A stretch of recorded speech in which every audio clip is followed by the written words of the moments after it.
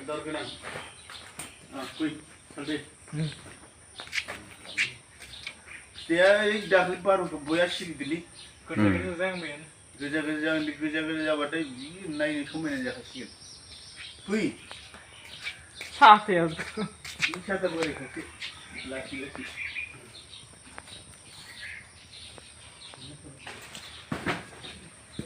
Dia buka ya sekolah mobil. Gak aku punya. Karyo.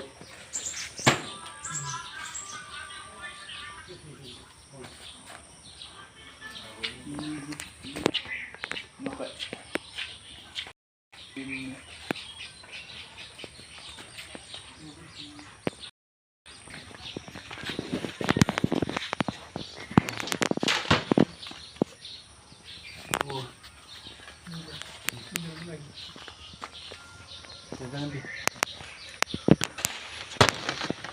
Ini apa sih?